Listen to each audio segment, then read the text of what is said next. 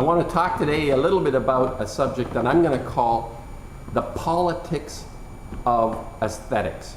And primarily what it is, as far as I'm concerned. It's my title, I guess. I can say whatever it is. So here it goes. It's establishing trend. The politics is about creating wealth, power, interaction. It's like to come out on the top thing somehow.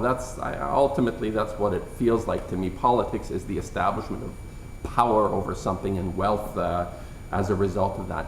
And in terms of aesthetics, is establishing what is valuable to us as people, how we look at the world through, I'm a painter, artist, through artistic eyes. So the establishment of what is truly unique and wonderful is what I call the politics of aesthetics.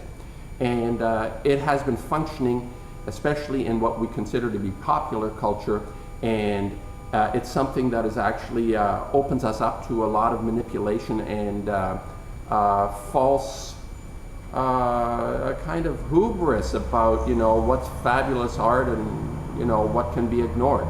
And it's very important to understand that in this dynamic, the only real valuable insight in any meaningful way is from the people that are doing it. So I'm not saying that it's not possible to appreciate by anyone, but when you're involved as a principal doing something, you actually have that kind of, it's like if you want to know what frogs are, you need to become a frog. It's sort of like Tiresias being given the power of clairvoyance because he in the Greek myths became the snake and knows what the insight actually was, something like that. Anyway, you got to be the thing in order to know it. So the idea of the politics of aesthetics is identifying what the actual brilliance, that amazing breakthrough is that artists may have. So you go through the history of art and you look at artists that have lasted and survived. It's because there was some intrinsic quality in the work that people appreciate.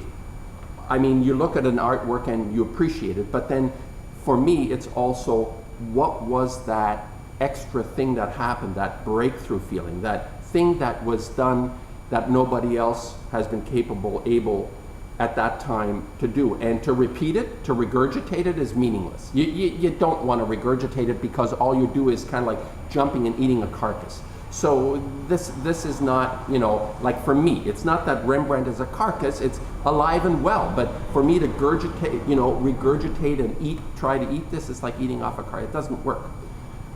I'm influenced, but I don't want to chew it up.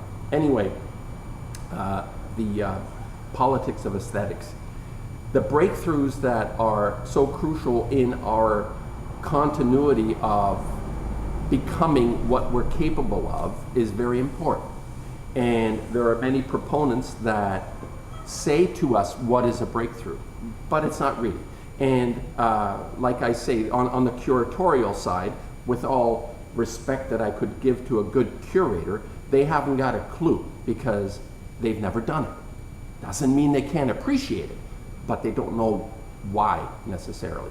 And this is where I come in. Mad Max on the truck. You want to get out of here, you talk to me or somebody like me. So this is, and also it's not just, talk to the artists. No, talk to the artists that have experienced their own breakthrough.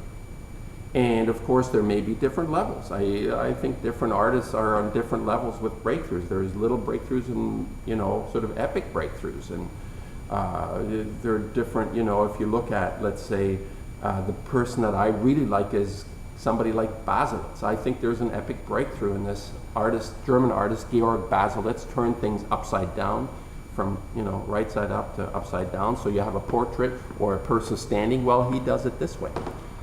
And the breakthrough in his work, of course, for me, is the ability to make us look at a thing that we have compartmentalized, understood, seen it all. I have people coming in the studio, they look at something and say, oh yeah, oh yeah, I've seen it, oh yeah, oh yeah. There is this kind of, oh yeah feeling, you know, people dismiss stuff and not really looking at things. You know, you have to sort of, you know, be thoughtful and relaxed and look. Well, Basilitz, you got to look at this person and say he's not just a crazy nutbag turning things upside down. He's understood something about doing what he's doing and passing it on, and has been rewarded. You know, he's recognized pretty well, not to the extent that I think he should, considering that some people are making, you know, tens of millions on their paintings. I think his older work maybe that much. Anyway, the idea of a breakthrough is very crucial to keep this feeling alive. And what I'd like to do, actually I did this video a little while ago and I didn't have the sound on and I had it nailed, and now I got to remember how I nailed it because it just sort of happens. It's like it hits me. So the idea of this breakthrough is, and I mentioned this, I touched on this before, it's like the ability to take a subject. I mean, when as a painter, it's not just a blank canvas or Fontana cutting the canvas. No, there is like stuff that you're making. And I mentioned Fontana. People may get pissed off with me because they think he's so fabulous and fantastic. Well, okay, fine. I'm more of a storyteller, traditionally speaking. So I make things on the surface, and there are subjects.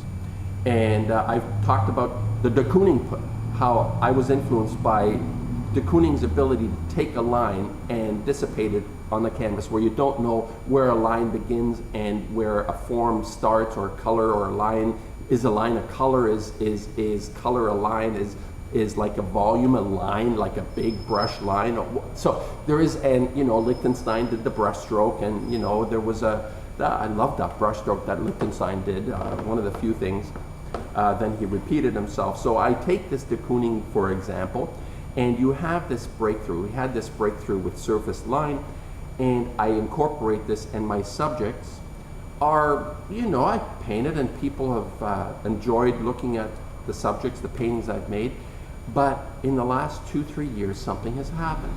And it's taken a long time for me to synthesize this thing, this breakthrough thing for me, because it just doesn't happen because I want it to happen. It creeps up on you. And it crept up on me about 2003. I did a show called Cards and Clones, playing cards, where I reproduced an image of, I painted an image of the upper side of a card and imprinted it on another surface, a heavy piece of paper, and turned it around on the bottom and got this sort of a replica. It's not a mirror, it's like a clone thing. Anyway, out of that comes this feeling that I got of placing something on top of my surface and repainting what I'd done before. In other words, the entire surface is completely redone. I no longer have brushes or you know, movements in the paint that you see done by the thing, what it looks like it was done by. It's done in another way. So what happens is, for me, the breakthrough, the subject and the way I make it has actually become very elegant. They're combined. They're no longer, they're traditional in the sense I use brushes and old materials, paint, canvas, all that kind of thing. With an added thing, I have a formula in my stuff that makes this thing work the way I want it to work, and it's difficult to make it work without it. In fact, I don't think it'll work without it. So the idea is to create this elegance, and I think all breakthroughs have a form of elegance, whether it's psychologically or physically. Mine is both psychological and physical, because you're thinking about how the hell I made this, and why does it look so beautiful? And it's like a subject could be really brutal and ugly. You know, it's like, you know, Buddy back here, that, you know, where is it? This guy there, that skull there. So the combination of those two things coming together. So what you make and how you make it is very integral. Frankenthaler staining her canvases, they had a very unique appearance. They're also disappearing because she used oil on canvas, and the oil is chewing away on the canvas. Another obviously Pollock. I stand in front of Pollock's and I look at the paintings and I get nothing out of it. But I find this I find this artist, I find this painter so thrilling from the point of view that he focused on how he made the thing. And you know, the subject to him was quite irrelevant. Yeah, there's going to be arguments. Oh, it's very important for the drips to be this way, and he had like a pattern, and you know, it's cosmic and all this. Crap, bullshit. It's like he is showing us you don't have to just do the same thing over and over again the way it was done for 500 years. Do something else. So you pour, you drip, and then, you know, Warhol is not on the top of my list in terms of the images, but he's on the top in terms of having broken through in the politic of aesthetics. He's actually a master. I think he is a master on this subject. And it would be just a whole other video to identify. But in terms of the images, the paintings,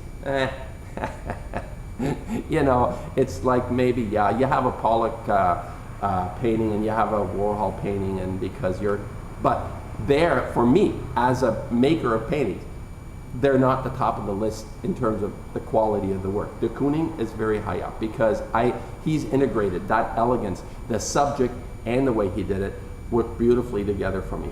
The others, you know, you may say it's a matter of taste. I recognize all of these people's contribution, but it brings back to me that I was able to overcome the politic of aesthetic and just allow myself, whether it was 10 years, 15, 20, 30, almost 40 years now, light goes on, something pops.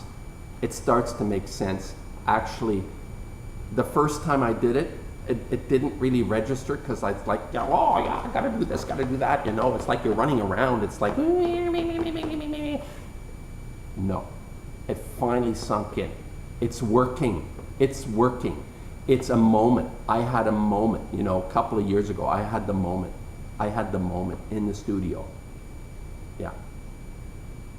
The politics of aesthetics, very crucial to the future of working in art. And don't be confused by the people that want to confuse you on what is actually a breakthrough and what is just regurgitation.